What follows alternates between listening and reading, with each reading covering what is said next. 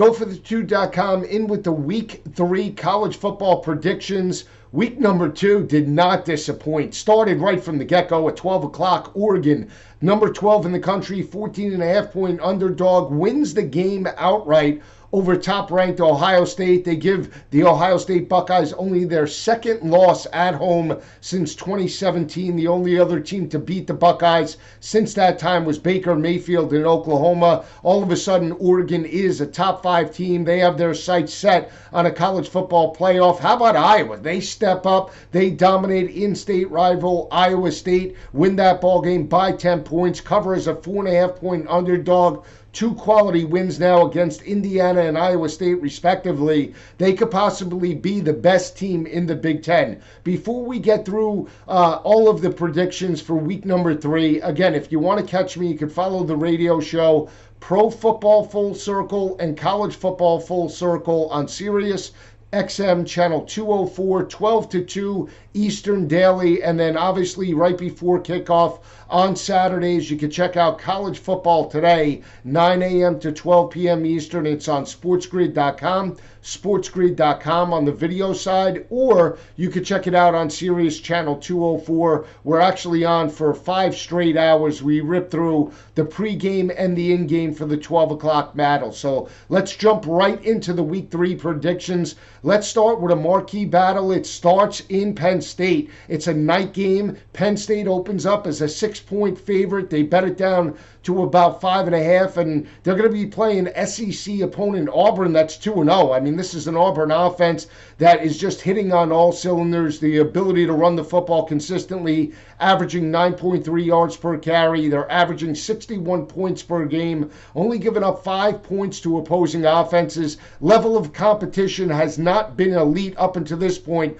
but Bo Nix has played very well in the scheme, completing 74% of his passes up until this point. Looks very comfortable with Brian Harson's offense. Now he goes on the road to potentially play one of the top teams in the country, and that is the Penn State Nittany Lions. They stepped up last week, a solid performance and cover over Ball State. They were basically a 22.5, 23-point favorite at the start of the kick. They have now beaten their last 5 MAC opponents in dominating fashion. Entering that ballgame, Sean Clifford did throw for 344 yards. He's looked a little more comfortable. Penn State did pound the rock for 240 on the ground. Now Penn State has defeated 5 straight MAC opponents by an average margin of victory of 39 plus per game. They step up against the lesser teams on their schedule. Last year, Penn State did not step up at home. They started slow, lost the ball game to Michael Penix in Indiana on the road in Bloomington. Follow that up with the loss to Ohio State. Once they lost that ball game in terms of 2 conference losses, they basically wrapped it in for the rest of the season. They lost to Maryland after that, lost some critical ball games, got blown out by Iowa at home. This is a team in Penn State that was only 2-3 at home in Happy Valley. But if you look at the body of work under James Franklin since 2016, Penn State is 28-5 straight up on the at home in Beaver Stadium. They won those 28 games by an average margin of victory of 24.3 points per game, and they're going to force Bo Nix to try and beat them over the top. Listen, I know this is an SEC caliber team. I know it's an SEC caliber offense and defensive lines, but I still think Penn State is the best team in the Big Ten. I said it at the start of the year that this was my Big Ten champion. I'm not backing down now. They're laying a short number. They have something to prove. Noah Cain stepped up. I like the way Yurcich got the offense going in terms of a balanced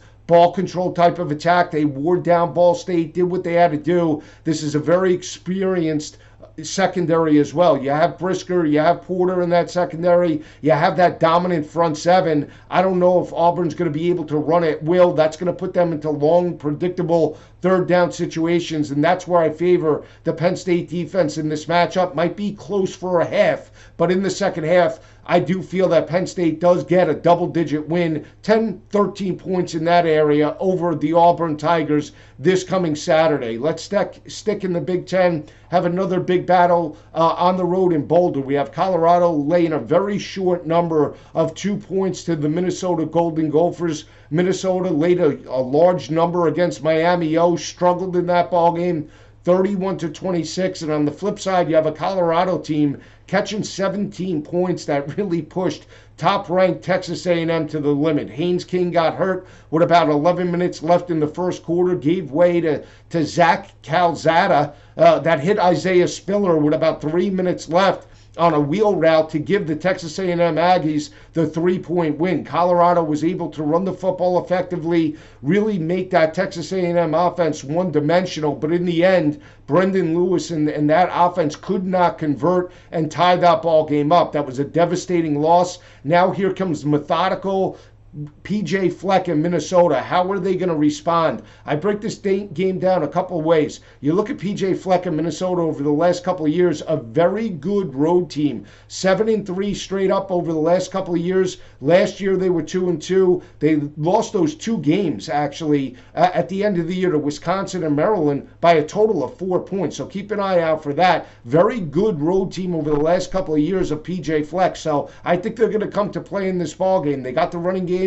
a little bit going in terms of offensive line continuity. I know Tanner Morgan has not looked elite up into this standpoint, but still, he is the more experienced quarterback heading into this battle. Physical offense, physical defensive line in Minnesota, blue collar. They're not going to wow you, but this is still a gutty blue collar team that travels well. When you can run the football effectively, manage the clock, and stay in predictable third downs, you have an opportunity to win. And still, Minnesota converting very well in terms of their third down offense, right in the area of about 50%. I'll take my chances catching the 2 points. I think Minnesota wins this ball game by 7 points or more on the road against Colorado. Not sold in terms of the emotional mindset. Think there could be a potential letdown in this ball game, and I do feel, even though Carl Durrell has coached this team up, still give the coaching advantage to PJ Fleck in this ball game. Another big battle in the Big Ten is Iowa at home.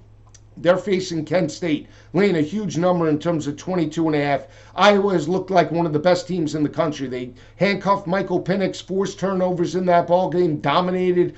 They could not get going. And then last week, 4 turnovers. They made Breece Hall and that offense with Brock Purdy one-dimensional. It was 14-10 in the second half. The fumble, Jack Campbell picks it up. Touchdown, and really changed the landscape of that ball game. They went up 21-10 from that standpoint. Never look back. This is an offense that wants to pound the rock with Tyler Goodson. They're actually getting great field position in both games. And now here comes back opponent Kent State. Kent State dominated VMI last week, put up over 400 rushing yards on that offense. They are converting 52%, right in the area of 52% on third down conversions. But again, Iowa had 2 critical games. They had a conference game against Indiana. They had to get up for that. They played in-state rival Iowa State. They won now 6 straight games against the Cyclones. That emotional aspect in names. And now here comes MAC opponent Kent State that got blown out by Texas A&M week 1, and really on paper, they've owned MAC teams. But have they really? They've been able to win these games, but against the number, Iowa over the last 6 meetings, just 1-5 against the spread against MAC opponents. When you look at Kent State overall, there's a couple of reasons why I think they could be in this ballgame. They just didn't pound the rock against VMI for 400 yards. They averaged 5 yards per carry against the front 7 at Texas A&M. So they can sustain drives. They have experience at the quarterback position. There could be an emotional letdown with Iowa catching more than 3 touchdowns at this standpoint with a defense that's opportunistic. Entering this ballgame, Kent State +7 in turnover margin and has recorded 8 turnovers in 2 games. They're not going to win this game, but I think this game is a lot closer than people think. Give me the 22.5 with Kent State in this ball game. Another big battle takes place in the state of West Virginia. Rivalry game. We have West Virginia laying about 2.5, 3 points to upstart Virginia Tech. I was wrong on Virginia Tech in terms of taking Bailey Hockman and Middle Tennessee State. They were in striking distance. We're down 14-7 at the half. The books just had that line perfect in terms of right at that 20.5 point. Never really got up to 21 until it was too late in terms of the fourth quarter assessment. But when you look at this ball game as well, still favor the defense of West Virginia. Rivalry game, typically we go with the points in a rivalry game, but I've been high on West Virginia. I know they struggled week 1 against Mike Loxley in Maryland, but I still believe in this team from a defensive perspective. They're only allowing 99 rushing yards per game. Back end is only giving up 196 passing yards to opposing offenses. More importantly, third down defense right in the area of about 35%. That's pretty solid when you look at numbers wise for the West Virginia defense. They force teams from a scheme perspective to methodically work down the field, don't give up a lot of chunk plays. And I know what Virginia Tech is 2-0, but I'm still not sold on Braxton Burmeister in terms of this team. They're only averaging around 156 passing yards per game. I think that West Virginia playing at home in Morgantown can put them into predictable long third downs. I think they win this ball game. Again, I think they start fast. They get the running game going with Lede Brown. Up until this point, they've been only averaging about 3.5 yards per carry. Still think Neil Brown is the better head coach. I slightly give Jared Dagey the nudge over Braxton Burmeister. Again, I know he transferred from Oregon. I know he's athletic and mobile, but this is still a speedy defense in the West Virginia Mountaineers that can run sideline to sideline. Playing at home, I do feel West Virginia steps up and gets a double-digit win, 10 points over Virginia Tech in this ballgame. Rivalry game taking place in terms of the old Big 8 days, right? Oklahoma, they put up a 76 spot on Western Carolina last week. Now they're laying 22 to Nebraska. Nebraska did cover as a 14-point favorite over Buffalo. Was very close in terms of the first half, 14-3. They opened up a 14-0 halftime lead, was 14-3 early third quarter, and then Adrian Martinez and Gabe Irvin and stepped up and pounded the rock. They were able to open up a 28-3 lead. Buffalo missed some field goals in that matchup, never looked back. Nebraska defense made enough plays to get off the field and give Martinez enough opportunity to move the football. But a couple factors. How are they going to challenge Oklahoma, right? We know that their offense is not explosive. They're going to have to pound the rock, and I think that they can do that. But let's look at how Oklahoma's played over the last couple of weeks. They blew out Western Carolina, but you look at Tulane with a mobile quarterback in Michael Pratt, right? They were able to put 35 points up. I know, again, that game was at Norman and was supposed to be in Louisiana. It was a change of venue. I get that. But from a scheme perspective, Tulane actually moved the football quite well on the perimeter in terms of the RPO game of Oklahoma's defense. That's got to be the recipe with Irvin and Stepp and Adrian Martinez from Nebraska. They're averaging 236 rushing yards per game, Nebraska is. They're converting 52% on third down conversions. It's got to be, let's sustain drives. Let's keep Spencer Rattler on the sidelines. It's a rivalry game. Maybe we can, push it into the fourth quarter. I don't know if Nebraska wins, but if you're Scott Frost, you have to find a way to cover this number. You're starting to show a little more consistency in terms of the offensive line.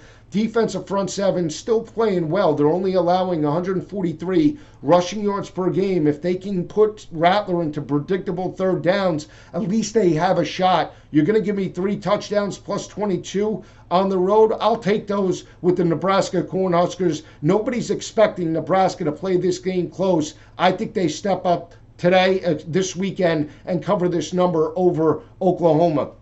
Another big battle takes place in North Carolina. This one's intriguing in the sense of, you look at Virginia. Virginia got the victory last year, 44-41. Brennan Armstrong actually outdueled Sam Howell in that ballgame. Now you saw Sam Howell. He stepped up last week with 406 passing yards against Georgia State. He threw for 4 touchdowns. But on the flip side, if you watch that game against Illinois, I covered it.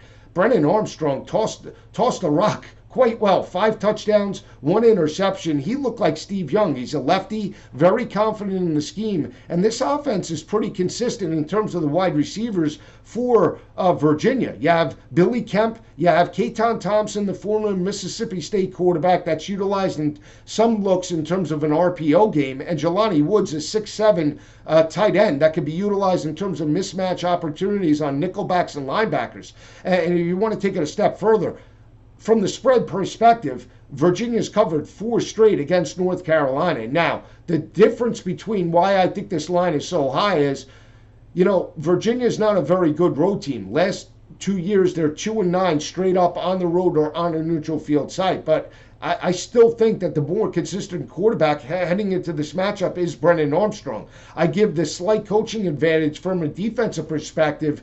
I don't give it to Jay Bateman. I give it to Bronco Mendenhall and that staff. I think they're going to be into this ball game. I think they'll have a good game plan. I don't know if they win. It's a rematch type of situation. But to cover 9.5 points on the road in Chapel Hill, this is still not the same North Carolina team that we saw last year. They're still trying to find an identity. They're not the same explosive offense. They need to work down the field. Georgia State had one of the worst pass defenses in FBS last year, so you can't really gauge that. I think the more physical team in the interior is the Virginia Cavaliers. I think they step up this coming weekend and potentially strike the upset over North Carolina. Those are the picks for this weekend. Follow me each and every Saturday. I'll see you this weekend. Have a great week, everyone.